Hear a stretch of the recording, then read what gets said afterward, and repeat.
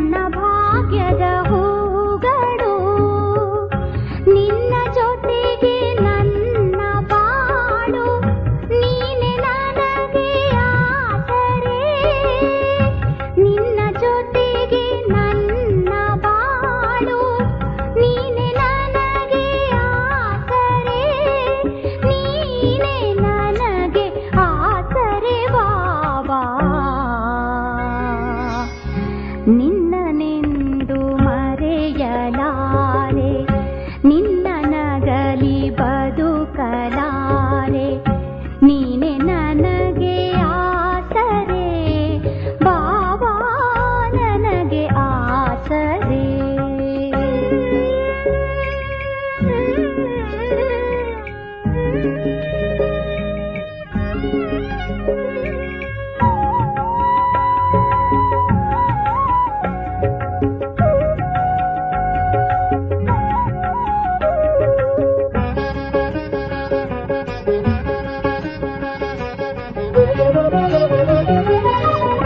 ನಾನು ಬಿಂದು ನೀನು ಬಿಂದು, ನನ್ನ ನಿನ್ನ ರೂಪ ಒಂದು.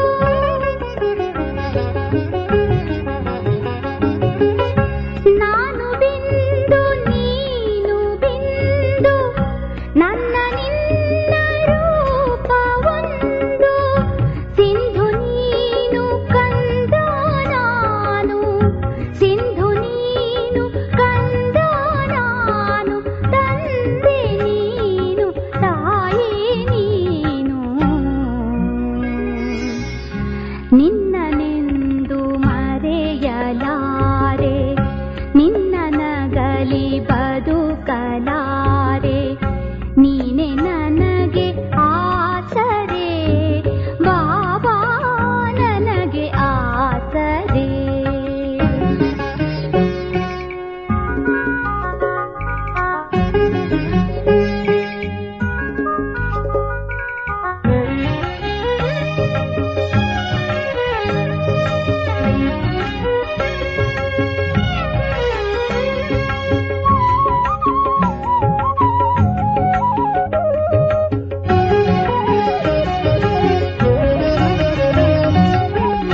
ನಿನ್ನ ಕಣ್ಣಿನ ಬೆಳಕು ನಾನು, ನಿನ್ನ ಕೊರಳಿನ ಹಾರ ನಾನು.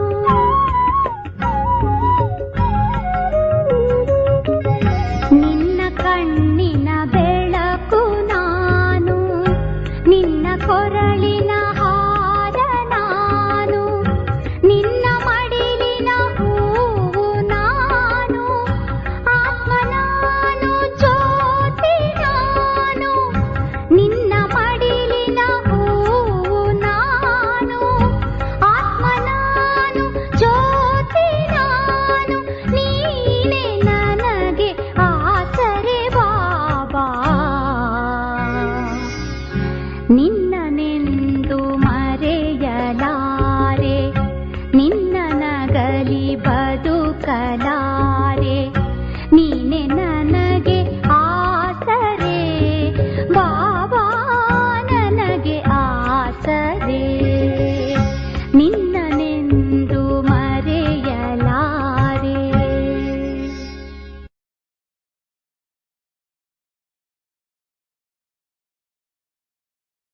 ಓಂ ಶಾಂತಿ. ಇಂದಿನ ದಿನಾಂಕ 10-3-2025. ಪ್ರಾರ್ಥಮುರಳಿ ಬಾಪ್ದಾದ ಮಧುಬನ.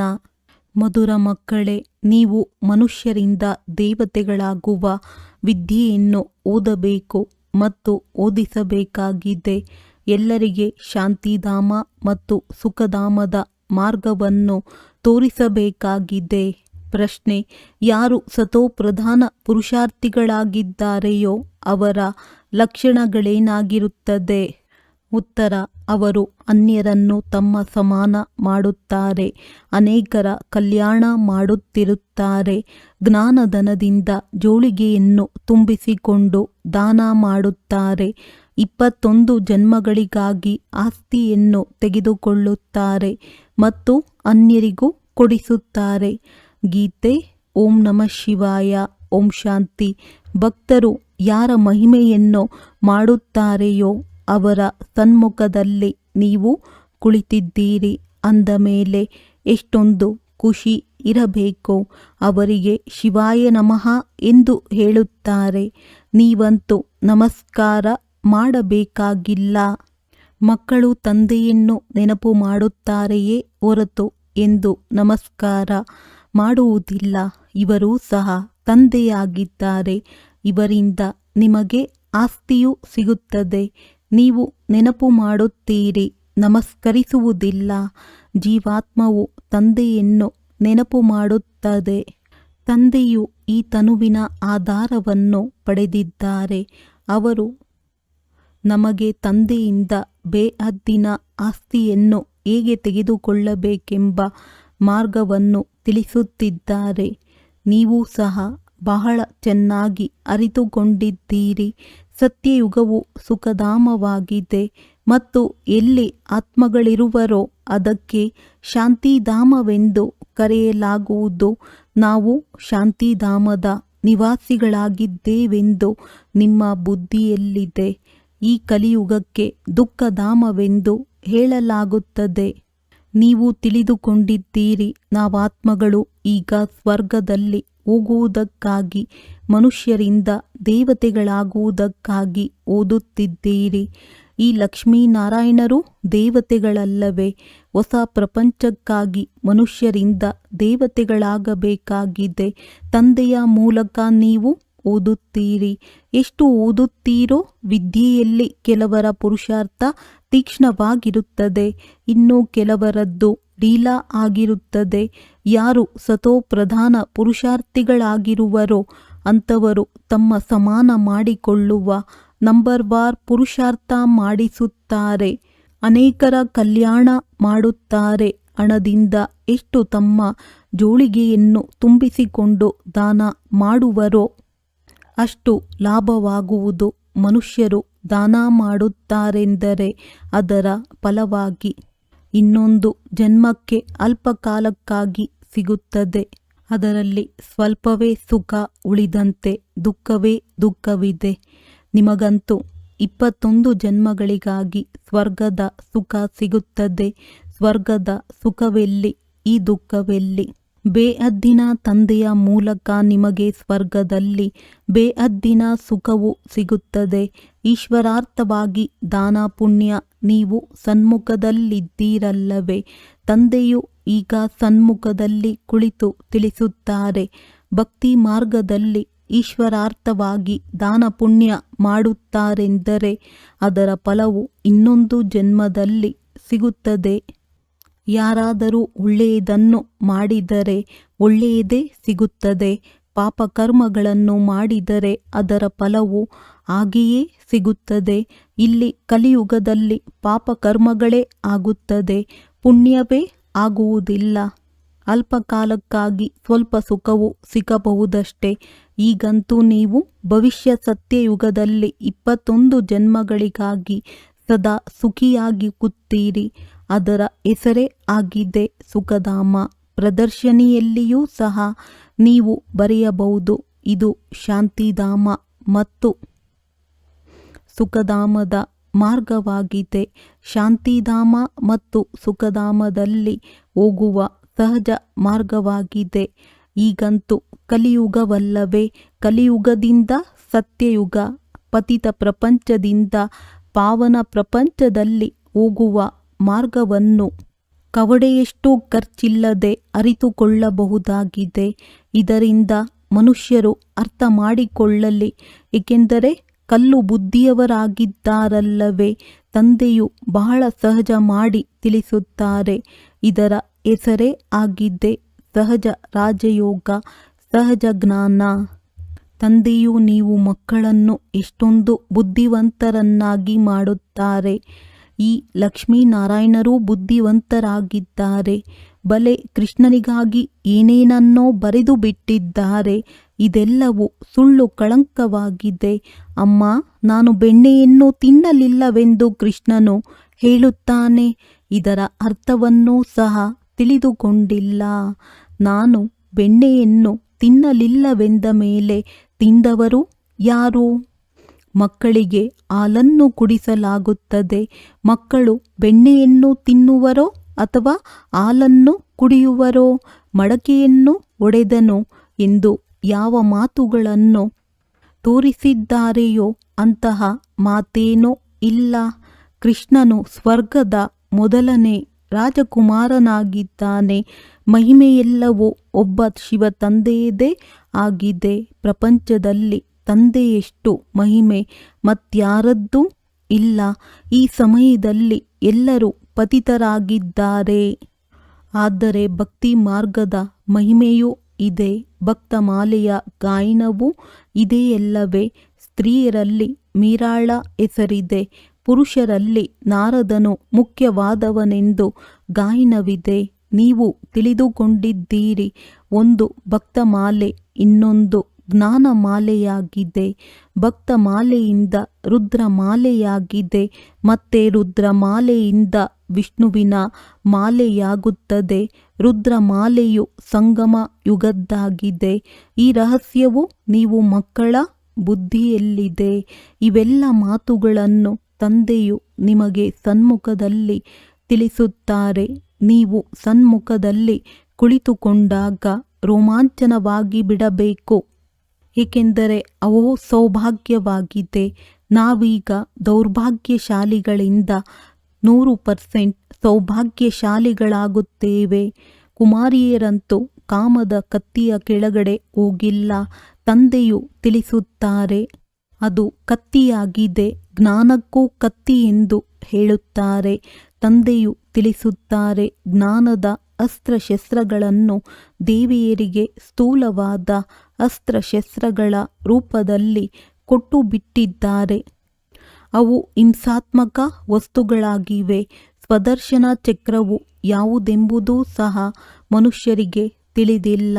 ಶಾಸ್ತ್ರಗಳಲ್ಲಿ ಕೃಷ್ಣನಿಗೂ ಸಹ ಸ್ವದರ್ಶನ ಚಕ್ರವನ್ನು ಕೊಟ್ಟು ಹಿಂಸೆಯನ್ನು ತೋರಿಸಿಬಿಟ್ಟಿದ್ದಾರೆ. ವಾಸ್ತವದಲ್ಲಿ ಇದು ಜ್ಞಾನದ ಮಾತಾಗಿದೆ. ನೀವೀಗ ಸ್ವದರ್ಶನ ಚಕ್ರಧಾರಿಗಳಾಗಿದ್ದೀರಿ. ಅದಕ್ಕೆ ಅವರು ಹಿಂಸೆಯ ಮಾತನ್ನು ತಿಳಿಸಿಬಿಟ್ಟಿದ್ದಾರೆ. ಈಗ ನೀವು ಮಕ್ಕಳಿಗೆ ಸ್ವ ಅರ್ಥಾತ್ ಚಕ್ರದ ಜ್ಞಾನವೂ ಸಿಕ್ಕಿದೆ. ನಿಮಗೆ ತಂದೆಯು ಬ್ರಹ್ಮಮುಖ ವಂಶಾವಳಿ ಬ್ರಾಹ್ಮಣ ಕುಲಭೂಷಣರು ಸ್ವದರ್ಶನ ಚಕ್ರಧಾರಿಗಳೆಂದು ಹೇಳುತ್ತಾರೆ. ಇದರ ಅರ್ಥವನ್ನು ನೀವೇ ತಿಳಿದುಕೊಂಡಿದ್ದೀರಿ. ನಿಮ್ಮಲ್ಲಿ ಇಡೀ 84 ಜನ್ಮಗಳ ಮತ್ತು ಸೃಷ್ಟಿ ಚಕ್ರದ ಜ್ಞಾನವಿದೆ. ಮೊದಲು ಸತ್ಯಯುಗದಲ್ಲಿ ಒಂದು ಸೂರ್ಯವಂಶಿ ಧರ್ಮವಿರುತ್ತದೆ, ನಂತರ ಚಂದ್ರವಂಶಿ. ಎರಡನ್ನೂ ಸೇರಿಸಿ ಸ್ವರ್ಗವೆಂದು ಕರೆಯಲಾಗುತ್ತದೆ. ಈ ಮಾತುಗಳು ನಿಮ್ಮಲ್ಲಿಯೂ ನಂಬರ್ವಾರ್ ಎಲ್ಲರ ಬುದ್ಧಿಯಲ್ಲಿದೆ. ಹೇಗೆ ನಿಮಗೆ ತಂದೆಯು ಓದಿಸಿದ್ದಾರೆ. ನೀವು ಓದಿ ಬುದ್ಧಿವಂತರಾಗಿದ್ದೀರಿ ಅಂದ ಮೇಲೆ ನೀವು ಅನ್ಯರ ಕಲ್ಯಾಣವನ್ನು ಮಾಡಬೇಕಾಗಿದೆ. ಸ್ವದರ್ಶನ ಚಕ್ರಧಾರಿಗಳಾಗಬೇಕಾಗಿದೆ. ಎಲ್ಲಿಯವರೆಗೆ ಬ್ರಹ್ಮಮುಖ ವಂಶಾವಳಿಯಾಗುವುದಿಲ್ಲವೋ ಅಲ್ಲಿಯವರೆಗೆ ಶಿವತಂದೆಯಿಂದ ಆಸ್ತಿಯನ್ನು ಹೇಗೆ ತೆಗೆದುಕೊಳ್ಳುವಿರಿ? ಈಗ ನೀವು ಬ್ರಾಹ್ಮಣರಾಗಿದ್ದೀರಿ. ಶಿವತಂದೆಯಿಂದ ಆಸ್ತಿಯನ್ನು ತೆಗೆದುಕೊಳ್ಳುತ್ತಿದ್ದೀರಿ ಅಂದ ಮೇಲೆ ಇದನ್ನು ಮರೆಯಬಾರದು. ಈ ಅಂಶಗಳನ್ನು ಬರೆದಿಟ್ಟುಕೊಳ್ಳಬೇಕು. ಇದು 84 ಜನ್ಮಗಳ ಏಣಿಯಾಗಿದೆ. ಏಣಿಯನ್ನಿಳಿಯುವುದು ಸಹಜವಾಗುತ್ತದೆ. ಏಣಿಯನ್ನು ಹತ್ತುವಾಗ ಸೊಂಟದ ಮೇಲೆ ಕೈಯನ್ನಿಟ್ಟು ಹೇಗೆ ಹತ್ತುತ್ತಾರೆ, ಆದರೆ ಲಿಫ್ಟ್ ಸಹ ಇದೆ. ಈಗ ತಂದೆಯು ನಿಮಗೆ ಲಿಫ್ಟನ್ನು ಕೊಡಲು ಬರುತ್ತಾರೆ. ಸೆಕೆಂಡಿನಲ್ಲಿ ಏರುವ ಕಲೆಯಾಗುತ್ತದೆ. ನಮ್ಮದು ಏರುವ ಕಲೆಯಾಗಿದೆ. ಅತಿ ಪ್ರಿಯ ತಂದೆಯೂ ಸಿಕ್ಕಿದ್ದಾರೆ. ಅವರಂತಹ ಪ್ರಿಯ ವಸ್ತು ಯಾವುದೂ ಇಲ್ಲವೆಂದು ಈಗ ನೀವು ಮಕ್ಕಳಿಗೆ ಬಹಳ ಖುಷಿ ಇರಬೇಕು. ಸಾಧು ಸಂತ ಮೊದಲಾದವರೆಲ್ಲರೂ ಆ ಒಬ್ಬ ಪ್ರಿಯತಮನನ್ನೇ ನೆನಪು ಮಾಡುತ್ತಾರೆ. ಎಲ್ಲರೂ ಅವರ ಪ್ರಿಯತಮೆಯರಾಗಿದ್ದಾರೆ. ಆದರೆ ಅವರು ಯಾರು ಎಂಬುದೇನನ್ನೂ ತಿಳಿದುಕೊಂಡಿಲ್ಲ. ಕೇವಲ ಸರ್ವವ್ಯಾಪಿ ಎಂದು ಹೇಳಿಬಿಡುತ್ತಾರೆ. ನೀವೀಗ ತಿಳಿದುಕೊಂಡಿದ್ದೀರಿ. ಶಿವತಂದೆಯು ನಮಗೆ ಇವರ ಮೂಲಕ ನಮಗೆ ಓದಿಸುತ್ತಾರೆ. ಶಿವತಂದೆಗೆ ತಮ್ಮ ಶರೀರವಂತೂ ಇಲ್ಲ. ಇವರು ಪರಮ ಆತ್ಮನಾಗಿದ್ದಾರೆ. ಪರಮ ಆತ್ಮನೆಂದರೆ ಪರಮಾತ್ಮ. ಪರಮ ಆತ್ಮನೆಂದರೆ ಪರಮಾತ್ಮ. ಅವರ ಹೆಸರು ಶಿವನೆಂದಾಗಿದೆ. ಉಳಿದೆಲ್ಲ ಆತ್ಮಗಳಿಗೆ ತಮ್ಮ ಶರೀರದ ಮೇಲೆ ಬೇರೆ ಬೇರೆ ಹೆಸರುಗಳಿರುತ್ತವೆ. ಇವರೊಬ್ಬರೇ ಪರಮ ಆತ್ಮನಾಗಿದ್ದಾರೆ. ಇವರ ಹೆಸರು ಶಿವನೆಂದಾಗಿದೆ. ಮತ್ತೆ ಮನುಷ್ಯರು ಇವರಿಗೆ ಅನೇಕ ಹೆಸರುಗಳನ್ನಿಟ್ಟು ಬಿಟ್ಟಿದ್ದಾರೆ. ಭಿನ್ನ ಭಿನ್ನ ಮಂದಿರಗಳನ್ನು ಕಟ್ಟಿಸಿದ್ದಾರೆ. ಈಗ ನೀವು ಅರ್ಥವನ್ನು ತಿಳಿದುಕೊಳ್ಳುತ್ತೀರಿ. ಬಾಂಬೆಯಲ್ಲಿ ಬಬುಲ್ನಾಥನ ಮಂದಿರವಿದೆ.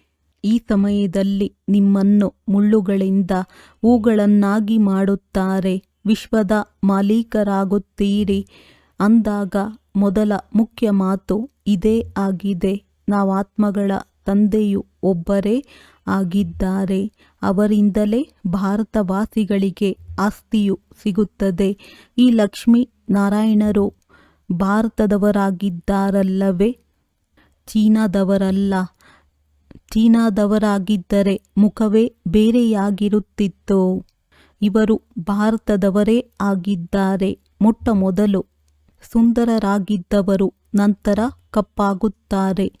ಆತ್ಮದಲ್ಲಿಯೇ ತುಕ್ಕು ಬೀಳುತ್ತದೆ, ಕಪ್ಪಾಗುತ್ತದೆ. ಉದಾಹರಣೆ ಎಲ್ಲವೂ ಇದರ ಮೇಲಿದೆ. ಭ್ರಮರಿಯು ಕೀಟವನ್ನು ಪರಿವರ್ತನೆ ಮಾಡಿ ತನ್ನ ಸಮಾನ ಮಾಡಿಕೊಳ್ಳುತ್ತದೆ. ಸನ್ಯಾಸಿಗಳೇನು ಪರಿವರ್ತನೆ ಮಾಡುತ್ತಾರೆ? ಶ್ವೇತವಸ್ತ್ರಧಾರಿಗಳಿಗೆ ಕಾವಿ ಬಟ್ಟೆಗಳನ್ನು ತೊಡಿಸಿ ತಲೆ ತಿರುಗಿಸಿ ಬಿಡುತ್ತಾರೆ. ನೀವಂತೂ ಈ ಜ್ಞಾನವನ್ನು ತಿಳಿದುಕೊಳ್ಳುತ್ತೀರಿ. ಈ ಲಕ್ಷ್ಮೀ ನಾರಾಯಣರ ಹಾಗೆ ಶೋಭಾಯಮಾನವಾಗಿ ಬಿಡುತ್ತೀರಿ. ಈಗಂತೂ ಪ್ರಕೃತಿಯು ತಮೋಪ್ರಧಾನವಾಗಿದೆ. ಅದರಿಂದ ಈ ಧರಣಿಯು ತಮೋಪ್ರಧಾನವಾಗಿದೆ, ನಷ್ಟದಾಯಕವಾಗಿದೆ. ಆಕಾಶದಲ್ಲಿ ಬಿರುಗಾಳಿ ಹೇಳುತ್ತದೆ. ಅದರಿಂದ ಎಷ್ಟೊಂದು ನಷ್ಟ ಮಾಡುತ್ತಿದೆ, ಎಷ್ಟೊಂದು ಉಪದ್ರವಗಳಾಗುತ್ತಿರುತ್ತವೆ. ಈಗ ಈ ಪ್ರಪಂಚದಲ್ಲಿ ಪರಮ ದುಃಖವಿದೆ. ಮತ್ತೆ ಸತ್ಯಯುಗದಲ್ಲಿ ಪರಮ ಸುಖವಿರುವುದು. ತಂದೆಯು ಪರಮ ದುಃಖದಿಂದ ಪರಮ ಸುಖದಲ್ಲಿ ಕರೆದುಕೊಂಡು ಹೋಗುತ್ತಾರೆ. ಇದರ ವಿನಾಶವಾದ ಮೇಲೆ ಎಲ್ಲವೂ ಸತೋಪ್ರಧಾನವಾಗಿ ಬಿಡುತ್ತದೆ. ಈಗ ನೀವು ಪುರುಷಾರ್ಥ ಮಾಡಿ ತಂದೆಯಿಂದ ಎಷ್ಟು ಆಸ್ತಿಯನ್ನು ತೆಗೆದುಕೊಳ್ಳಬೇಕೋ ಅಷ್ಟು ತೆಗೆದುಕೊಳ್ಳಿ. ಇಲ್ಲದಿದ್ದರೆ ಅಂತಿಮದಲ್ಲಿ ತಂದೆಯು ಬಂದರು, ಆದರೆ ನಾವು ಏನನ್ನೂ ತೆಗೆದುಕೊಳ್ಳಲಿಲ್ಲ ಎಂದು ಪಶ್ಚಾತ್ತಾಪ ಪಡಬೇಕಾಗುವುದು. ಬರೆಯಲ್ಪಟ್ಟಿದೆ, ಬಿದುರಿನ ಕಾಡಿಗೆ ಬೆಂಕಿ ಬೀಳುವುದಿದೆ. ಆಗ ಕುಂಭಕರ್ಣನ ನಿದ್ರೆಯಿಂದ ಏಳುತ್ತಾರೆ. ಮತ್ತೆ ಆಯ್ ಆಯ್ ಎಂದು ಸತ್ತು ಹೋಗುತ್ತಾರೆ. ಆಯ್ ಹಾಯ್ನ ನಂತರ ಜೈ ಜೈಕಾರವಾಗುತ್ತದೆ. ಕಲಿಯುಗದಲ್ಲಿ ಆಯ್ ಹಾಯ್ ಇದೆಯಲ್ಲವೇ? ಒಬ್ಬರು ಇನ್ನೊಬ್ಬರನ್ನು ಸಾಯಿಸುತ್ತಿರುತ್ತಾರೆ. ಅನೇಕರು ಸಾಯುತ್ತಾರೆ. ಕಲಿಯುಗದ ನಂತರ ಮತ್ತೆ ಸತ್ಯಯುಗವು ಅವಶ್ಯವಾಗಿ ಬರುವುದು. ಮಧ್ಯದಲ್ಲಿ ಈ ಸಂಗಮ ಯುಗವಿದೆ. ಇದಕ್ಕೆ ಪುರುಷೋತ್ತಮ ಯುಗವೆಂದು ಕರೆಯಲಾಗುತ್ತದೆ. ತಂದೆಯು ತಮೋಪ್ರಧಾನರಿಂದ ಸತೋಪ್ರಧಾನರಾಗುವ ಯುಕ್ತಿಯನ್ನು ಕೇವಲ ಇಷ್ಟನ್ನೇ ಹೇಳುತ್ತಾರೆ, ಮಕ್ಕಳೇ, ನನ್ನನ್ನು ನೆನಪು ಮಾಡಿ ಮತ್ತೇನನ್ನೂ ಮಾಡುವಂತಿಲ್ಲ. ಈಗ ನೀವು ಮಕ್ಕಳು ತಲೆಯನ್ನು ಬಾಗಬೇಕಾಗಿಲ್ಲ. ತಂದೆಗೆ ಯಾರಾದರೂ ಕೈ ಜೋಡಿಸುತ್ತಾರೆಂದರೆ ತಂದೆಯು ಹೇಳುತ್ತಾರೆ, ನೀವಾತ್ಮನಿಗೂ ಕೈ ಇಲ್ಲ, ತಂದೆಗೂ ಕೈ ಇಲ್ಲ. ಅಂದ ಮೇಲೆ ಕೈಯನ್ನೇಕೆ ಜೋಡಿಸುತ್ತೀರಿ? ಕಲಿಯುಗಿ ಭಕ್ತಿ ಮಾರ್ಗದ ಒಂದು ಚಿಹ್ನೆಯೂ ಇರಬಾರದು. ಏ ಆತ್ಮ, ನೀನು ಕೈಯನ್ನೇಕೆ ಜೋಡಿಸುತ್ತೀಯಾ? ಕೇವಲ ತಂದೆಯಾದ ನನ್ನನ್ನು ನೆನಪು ಮಾಡು. ನೆನಪಿನ ಅರ್ಥವು ಕೈ ಜೋಡಿಸುವುದಲ್ಲ. ಮನುಷ್ಯರು ಸೂರ್ಯನಿಗೂ ಕೈ ಜೋಡಿಸುತ್ತಾರೆ, ಮಹಾತ್ಮರಿಗೂ ಕೈ ಜೋಡಿಸುತ್ತಾರೆ, ಆದರೆ ನೀವು ಕೈ ಜೋಡಿಸುವಂತಿಲ್ಲ. ಇದು ಬ್ರಹ್ಮ ನಾನು ಲೋನಾಗಿ ಪಡೆದಿರುವ ಶರೀರವಾಗಿದೆ. ಆದರೆ ಯಾರಾದರೂ ನಮಸ್ಕಾರ ಮಾಡುತ್ತಾರೆಂದರೆ ಅದಕ್ಕೆ ಪ್ರತಿಯಾಗಿ ಕೈ ಜೋಡಿಸಲಾಗುತ್ತದೆ. ನೀವು ಇದನ್ನು ತಿಳಿದುಕೊಳ್ಳಬೇಕು. ನಾವಾತ್ಮಗಳಾಗಿದ್ದೇವೆ. ನಾವು ಈ ಬಂಧನದಿಂದ ಮುಕ್ತರಾಗಿ ಈಗ ಹಿಂತಿರುಗಿ ಮನೆಗೆ ಹೋಗಬೇಕಾಗಿದೆ. ಇದರಿಂದ ತಿರಸ್ಕಾರವೂ ಬರುತ್ತದೆ. ಈ ಹಳೆಯ ಶರೀರವನ್ನು ಬಿಟ್ಟು ಬಿಡಬೇಕಾಗಿದೆ. ಹೇಗೆ ಸರ್ಪದ ಉದಾಹರಣೆ ಇದೆ. ಭ್ರಮರಿಯಲ್ಲಿ ಎಷ್ಟೊಂದು ಬುದ್ಧಿ ಇದೆ, ಅದು ಕೀಟವನ್ನು ಭ್ರಮರಿಯನ್ನಾಗಿ ಮಾಡಿಬಿಡುತ್ತದೆ. ನೀವು ಮಕ್ಕಳೂ ಸಹ ಯಾರು ವಿಷಯ ಸಾಗರದಲ್ಲಿ ಮುಳುಗುತ್ತಿದ್ದಾರೆಯೋ ಅವರನ್ನು ಹೊರತೆಗೆದು ಶಿರಸಾಗರದೆಡೆಗೆ ಕರೆದುಕೊಂಡು ಹೋಗುತ್ತೀರಿ. ಈಗ ತಂದೆಯು ತಿಳಿಸುತ್ತಾರೆ, ಮಕ್ಕಳೇ, ಈಗ ಶಾಂತಿಧಾಮಕ್ಕೆ ನಡೆಯಿರಿ. ಮನುಷ್ಯರು ಶಾಂತಿಗಾಗಿ ಎಷ್ಟೊಂದು ತಲೆಕೆಡಿಸಿಕೊಳ್ಳುತ್ತಾರೆ. ಸನ್ಯಾಸಿಗಳಿಗೆ ಸ್ವರ್ಗದ ಜೀವನ್ಮುಕ್ತಿಯೂ ಸಿಗುವುದಿಲ್ಲ. ಆ ಮುಕ್ತಿಯೂ ಸಿಗುತ್ತದೆ. ದುಃಖದಿಂದ ಮುಕ್ತರಾಗಿ ಶಾಂತಿಧಾಮದಲ್ಲಿ ಹೋಗಿ ಕುಳಿತುಕೊಳ್ಳುತ್ತಾರೆ. ಆದರೂ ಸಹ ಆತ್ಮವು ಮೊಟ್ಟ ಮೊದಲಿಗೆ ಜೀವನ್ಮುಕ್ತಿಯಲ್ಲಿ ಬರುತ್ತದೆ, ಅರ್ಥಾತ್ ಸ್ವಲ್ಪ ಸುಖವಿರುತ್ತದೆ. ನಂತರ ಕೊನೆಯಲ್ಲಿ ಜೀವನ ಬಂಧನದಲ್ಲಿ ಬರುತ್ತದೆ. ಆತ್ಮವು ಸತೋಪ್ರಧಾನವಾಗಿರುತ್ತದೆ, ನಂತರ ಏಣಿಯನ್ನಿಳಿಯುತ್ತದೆ. ಮೊದಲು ಸುಖವನ್ನನುಭವಿಸಿ ನಂತರ ಕೆಳಗಿಳಿಯುತ್ತಾ ತಮೋಪ್ರಧಾನ ದುಃಖಿಯಾಗಿ ಬಿಡುತ್ತದೆ. ಈಗ ಮತ್ತೆ ಎಲ್ಲರನ್ನೂ ಹಿಂತಿರುಗಿ ಕರೆದುಕೊಂಡು ಹೋಗಲು ತಂದೆಯು ಬಂದಿದ್ದಾರೆ. ತಂದೆಯು ಹೇಳುತ್ತಾರೆ, ಮಕ್ಕಳೇ, ನನ್ನನ್ನು ನೆನಪು ಮಾಡುವುದರಿಂದ ನೀವು ಪಾವನರಾಗಿ ಬಿಡುತ್ತೀರಿ. ತಂದೆಯು ತಿಳಿಸಿದ್ದಾರೆ, ಮನುಷ್ಯನು ಶರೀರ ಬಿಡುವ ಸಮಯದಲ್ಲಿ ಬಹಳ ನೋವನ್ನನುಭವಿಸುತ್ತಾನೆ. ಏಕೆಂದರೆ ಹೇಗೆ ಕಾಶಿಯಲ್ಲಿ ಬಲಿಯಾಗುತ್ತಾರೆ, ಏಕೆಂದರೆ ಶಿವನಿಗೆ ಬಲಿಯಾಗುವುದರಿಂದ ಮುಕ್ತಿಯು ಸಿಕ್ಕಿಬಿಡುತ್ತದೆ ಎಂದು ತಿಳಿದುಕೊಂಡಿದ್ದಾರೆ.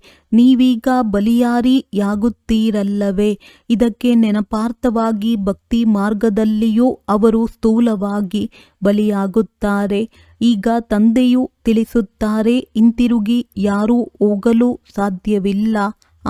ಅವರು ಬಲಿಯಾರಿಯಾಗುವುದರಿಂದ ಪಾಪಗಳು ತುಂಡಾಗುತ್ತವೆ. ಮತ್ತೆ ಹೊಸದಾಗಿ ಲೆಕ್ಕಾಚಾರವು ಆರಂಭವಾಗುತ್ತದೆ. ನೀವು ಈ ಸೃಷ್ಟಿ ಚಕ್ರವನ್ನು ಅರಿತುಕೊಂಡಿದ್ದೀರಿ.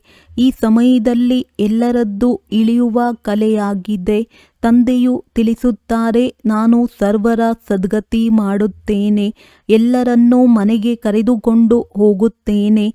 ಪತಿತರನ್ನಂತೂ ಜೊತೆ ಕರೆದುಕೊಂಡು ಹೋಗುವುದಿಲ್ಲ. ಆದ್ದರಿಂದ ಈಗ ಪವಿತ್ರರಾಗಿ, ಆಗ ನಿಮ್ಮ ಜ್ಯೋತಿಯು ಜಾಗೃತವಾಗುವುದು. ವಿವಾಹದ ಸಮಯದಲ್ಲಿ ಸ್ತ್ರೀಯ ತಲೆಯ ಮೇಲೆ ಮಡಿಕೆಯಲ್ಲಿ ಜ್ಯೋತಿಯನ್ನು ಬೆಳಗಿಸುತ್ತಾರೆ, ಪತಿಯ ತಲೆಯ ಬೆಳಗಿಸುವುದಿಲ್ಲ. ಏಕೆಂದರೆ ಪತಿಯು ಪರಮೇಶ್ವರನೆಂದು ಹೇಳುತ್ತಾರೆ. ಅಂದ ಮೇಲೆ ಈಶ್ವರನ ಮೇಲೆ ಹೇಗೆ ಜ್ಯೋತಿಯನ್ನು ಬೆಳಗಿಸುತ್ತಾರೆ? ಆದ್ದರಿಂದ ತಂದೆಯು ತಿಳಿಸುತ್ತಾರೆ, ನನ್ನ ಜ್ಯೋತಿಯಂತೂ ಸದಾ ಜಾಗೃತವಾಗಿರುತ್ತದೆ. ನಾನು ನಿಮ್ಮ ಜ್ಯೋತಿಯನ್ನು ಬೆಳಗಿಸುತ್ತೇನೆ. ತಂದೆಗೆ ಪರಮ ಜ್ಯೋತಿಯೆಂದು ಹೇಳುತ್ತಾರೆ. ಬ್ರಹ್ಮ ಸಮಾಜದವರು ಜ್ಯೋತಿಯನ್ನು ಮಾನ್ಯ ಮಾಡುತ್ತಾರೆ. ಸದಾ ಜ್ಯೋತಿಯು ಬೆಳಗಿರುತ್ತದೆ. ಅದನ್ನೇ ನೆನಪು ಮಾಡುತ್ತಿರುತ್ತಾರೆ. ಅದನ್ನೇ ಭಗವಂತನೆಂದು ತಿಳಿಯುತ್ತಾರೆ. ಎರಡನೆಯದಾಗಿ ಚಿಕ್ಕ ಜ್ಯೋತಿಯು ಆತ್ಮ ದೊಡ್ಡ ಜ್ಯೋತಿಯಲ್ಲಿ ಪರಮಾತ್ಮ ಸಮಾವೇಶವಾಗುತ್ತದೆ ಎಂದು ತಿಳಿಯುತ್ತಾರೆ. ಅನೇಕ ಮತಗಳಿವೆ. ತಂದೆಯು ತಿಳಿಸುತ್ತಾರೆ, ನಿಮ್ಮ ಧರ್ಮವಂತೂ ಅಪಾರ ಸುಖ ಕೊಡುವಂಥದ್ದಾಗಿದೆ. ನೀವು ಸ್ವರ್ಗದಲ್ಲಿ ಬಹಳ ಸುಖವನ್ನು ನೋಡುತ್ತೀರಿ. ಹೊಸ ಪ್ರಪಂಚದಲ್ಲಿ ನೀವು ದೇವತೆಗಳಾಗುತ್ತೀರಿ. ನಿಮ್ಮ ವಿದ್ಯೆಯೇ ಭವಿಷ್ಯದ ಹೊಸ ಪ್ರಪಂಚಕ್ಕಾಗಿ ಇದೆ. ಮತ್ತೆಲ್ಲ ವಿದ್ಯೆಗಳು ಇಲ್ಲಿಗಾಗಿಯೇ ಓದಲಾಗುತ್ತದೆ. ಆದರೆ ಇಲ್ಲಿ ನೀವು ಓದಿ ಭವಿಷ್ಯದಲ್ಲಿ ಪದವಿಯನ್ನು ಪಡೆಯುವಿರಿ. ಗೀತೆಯಲ್ಲಿಯೂ ಅವಶ್ಯವಾಗಿ ರಾಜಯೋಗದ ಮಾತನ್ನು ಬರೆದಿದ್ದಾರೆ. ನಂತರ ಕೊನೆಯಲ್ಲಿ ಯುದ್ಧವಾಯಿತು, ಏನೂ ಉಳಿಯಲಿಲ್ಲ. ಪಾಂಡವರ ಜೊತೆ ನಾಯಿಯನ್ನು ತೋರಿಸುತ್ತಾರೆ. ಈಗ ತಂದೆಯು ತಿಳಿಸುತ್ತಾರೆ, ನಾನು ನಿಮ್ಮನ್ನು ದೇವಿ ದೇವತೆಗಳನ್ನಾಗಿ ಮಾಡುತ್ತೇನೆ. ಇಲ್ಲಂತೂ ಅನೇಕ ಪ್ರಕಾರದ ದುಃಖವನ್ನು ಕೊಡುವಂತಹ ಮನುಷ್ಯರಿದ್ದಾರೆ. ಕಾಮ ಕಟಾರಿಯನ್ನು ನಡೆಸಿ ಎಷ್ಟೊಂದು ದುಃಖಿಯನ್ನಾಗಿ ಮಾಡುತ್ತಾರೆ. ಅಂದಾಗ ಈ ಬೇಹದ್ದಿನ ತಂದೆಯು ಜ್ಞಾನ ಸಾಗರನೇ ನಮಗೆ ಓದಿಸುತ್ತಿದ್ದಾರೆ. ಅವರು ಅತಿ ಪ್ರಿಯವಾದ ಪ್ರಿಯತಮನಾಗಿದ್ದಾರೆ ಎಂದು ಈಗ ನೀವು ಮಕ್ಕಳಿಗೆ ಬಹಳ ಖುಷಿ ಇರಬೇಕು. ನಾವು ಪ್ರಿಯತಮೆಯರು ಅವರನ್ನು ಅರ್ಧಕಲ್ಪ ನೆನಪು ಮಾಡುತ್ತೇವೆ. ಈಗ ತಂದೆಯು ತಿಳಿಸುತ್ತಾರೆ, ನಾನು ಬಂದಿದ್ದೇನೆ, ನೀವು ನನ್ನ ಮತದಂತೆ ನಡೆಯಿರಿ. ತಮ್ಮನ್ನು ಆತ್ಮವೆಂದು ತಿಳಿದು ತಂದೆಯಾದ ನನ್ನನ್ನು ನೆನಪು ಮಾಡಿ. ಬೇರೆ ಯಾರೂ ಇಲ್ಲ. ನನ್ನ ನೆನಪಿನ ಹೊರತು ನಿಮ್ಮ ಪಾಪಗಳು ಭಸ್ಮವಾಗುವುದಿಲ್ಲ. ಪ್ರತಿಯೊಂದು ಮಾತಿನಲ್ಲಿ ವೈದ್ಯರಿಂದ ಸಲಹೆಯನ್ನು ತೆಗೆದುಕೊಳ್ಳುತ್ತಾ ಇರಿ. ಈಗೀಗೆ ಸಂಬಂಧವನ್ನು ನಿಭಾಯಿಸಿ ಎಂದು ತಂದೆಯು ಸಲಹೆ ನೀಡುತ್ತಾರೆ. ಒಂದು ವೇಳೆ ಅವರ ಸಲಹೆಯಂತೆ ನಡೆಯುತ್ತೀರೆಂದರೆ ಹೆಜ್ಜೆ ಹೆಜ್ಜೆಯಲ್ಲಿ ಪದಮದಷ್ಟು ಸಿಗುತ್ತದೆ. ತಂದೆಯ ಸಲಹೆಯನ್ನು ತೆಗೆದುಕೊಂಡರೆ ನಿಮ್ಮದು ಸಹ ಜವಾಬ್ದಾರಿಯು ತಪ್ಪುತ್ತದೆ. ಒಳ್ಳೆಯದು. ಧಾರಣೆಗಾಗಿ ಮುಖ್ಯ ಸಾರ: ಬೇಹದ್ದಿನ ತಂದೆಯಿಂದ ಬೇಹದ್ದಿನ ಸುಖದ ಆಸ್ತಿಯನ್ನು ಪಡೆಯಲು ಡೈರೆಕ್ಟ್ ಈಶ್ವರಾರ್ಥವಾಗಿ ದಾನ ಪುಣ್ಯವನ್ನು ಮಾಡಬೇಕಾಗಿದೆ. ಜ್ಞಾನಧನದಿಂದ ಜೋಳಿಗೆಯನ್ನು ತುಂಬಿಸಿಕೊಂಡು ಎಲ್ಲರಿಗೆ ಕೊಡಬೇಕಾಗಿದೆ. ಈ ಪುರುಷೋತ್ತಮ ಯುಗದಲ್ಲಿ ಸ್ವಯಂವನ್ನು ಸರ್ವ ಬಂಧನಗಳಿಂದ ಮುಕ್ತಗೊಳಿಸಿಕೊಂಡು ಜೀವನ್ಮುಕ್ತರಾಗಬೇಕಾಗಿದೆ. ಭ್ರಮರಿಯ ತರಹ ಜ್ಞಾನದ ಬೂಬೂ ಮಾಡಿ ತಮ್ಮ ಸಮಾನರನ್ನಾಗಿ ಮಾಡುವ ಸೇವೆ ಮಾಡಬೇಕಾಗಿದೆ. ವರದಾನ: ಸರ್ವ ಪ್ರಾಪ್ತಿಗಳ ಅನುಭವದ ಮುಖಾಂತರ ಶಕ್ತಿಶಾಲಿಯಾಗುವಂತಹ ಸದಾ ಸಫಲತಾ ಮೂರ್ತಿ ಭವ. ಯಾರು ಸರ್ವ ಪ್ರಾಪ್ತಿಗಳ ಅನುಭವಿ ಮೂರ್ತಿಯಾಗಿರುತ್ತಾರೆ ಅವರೇ ಶಕ್ತಿಶಾಲಿಯಾಗಿರುತ್ತಾರೆ. ಇಂತಹ ಶಕ್ತಿಶಾಲಿ ಸರ್ವ ಪ್ರಾಪ್ತಿಗಳ ಅನುಭವಿ ಆತ್ಮರೇ ಸಫಲತಾ ಮೂರ್ತಿಯಾಗುತ್ತಾರೆ. ಏಕೆಂದರೆ ಈಗ ಎಲ್ಲ ಆತ್ಮರು ಸುಖ ಶಾಂತಿಯ ಮಾಸ್ಟರ್ ದಾತ ಎಲ್ಲಿದ್ದಾರೆ ಎಂದು ಹುಡುಕುತ್ತಿದ್ದಾರೆ. ಯಾವಾಗ ನಿಮ್ಮ ಬಳಿ ಸರ್ವಶಕ್ತಿಗಳ ಸ್ಟಾಕ್ ಇರುತ್ತದೆ ಆಗ ಮಾತ್ರ ಎಲ್ಲರನ್ನೂ ಸಂತುಷ್ಟ ಮಾಡಬಲ್ಲಿರಿ. ಹೇಗೆ ವಿದೇಶದಲ್ಲಿ ಒಂದೇ ಸ್ಟೋರ್ನಲ್ಲಿ ಎಲ್ಲ ವಸ್ತುಗಳು ಸಿಗುತ್ತವೆ, ಅದೇ ರೀತಿ ನೀವೂ ಸಹ ಆಗಬೇಕು. ಈಗಲ್ಲ ಸಹನ ಶಕ್ತಿ ಇದ್ದು ಅಳವಡಿಸಿಕೊಳ್ಳುವ ಶಕ್ತಿ ಇಲ್ಲ. ಸರ್ವಶಕ್ತಿಗಳ ಸ್ಟಾಕ್ ಇರಬೇಕು. ಆಗ ಸಫಲತಾ ಮೂರ್ತಿಯಾಗಬಲ್ಲಿರಿ. ಸ್ಲೋಗನ್: ಮರ್ಯಾದೆಗಳೇ ಬ್ರಾಹ್ಮಣ ಜೀವನದ ಹೆಜ್ಜೆಯಾಗಿದೆ. ಹೆಜ್ಜೆಯ ಮೇಲೆ ಹೆಜ್ಜೆ ಇಡುವುದು ಎಂದರೆ ಗುರಿಯ ಸಮೀಪ ತಲುಪುವುದು. ಅವ್ಯಕ್ತ ಸೂಚನೆ: ಸತ್ಯ ಮತ್ತು ಸಭ್ಯತೆ ರೂಪಿ ಕಲ್ಚರ್ ಸಂಸ್ಕೃತಿಯನ್ನು ತಮ್ಮದಾಗಿಸಿಕೊಳ್ಳಿರಿ. ಇತ್ತೀಚೆಗೆ ಕೆಲವರು ಒಂದು ವಿಶೇಷ ಭಾಷೆಯನ್ನು ಬಳಸುತ್ತಾರೆ. ನಮ್ಮಿಂದ ಅಸತ್ಯತೆಯನ್ನು ನೋಡಲು ಸಾಧ್ಯವಿಲ್ಲ, ಅಸತ್ಯತೆಯನ್ನು ಕೇಳಲು ಸಾಧ್ಯವಿಲ್ಲ. ಆದ್ದರಿಂದ ಅಸತ್ಯತೆಯನ್ನು ನೋಡಿ ಸುಳ್ಳನ್ನು ಕೇಳಿ ಒಳಗಡೆ ಆವೇಶ ಬಂದು ಬಿಡುತ್ತದೆ. ಆದರೆ ಒಂದು ವೇಳೆ ಅದು ಅಸತ್ಯವಾಗಿದೆ ಹಾಗೂ ನಿಮಗೆ ಅಸತ್ಯ ನೋಡಿ ಆವೇಶ ಬರುತ್ತದೆ ಎಂದರೆ ಆ ಆವೇಶವೂ ಸಹ ಅಸತ್ಯ ಆಗಿದೆ ಅಲ್ಲವೇ? ಅಸತ್ಯತೆಯನ್ನು ಸಮಾಪ್ತಿ ಮಾಡುವುದಕ್ಕಾಗಿ ಸ್ವಯಂನಲ್ಲಿ ಸತ್ಯತೆಯ ಶಕ್ತಿಯನ್ನು ಧಾರಣೆ ಮಾಡಿ. ಒಳ್ಳೆಯದು. ಓಂ ಶಾಂತಿ.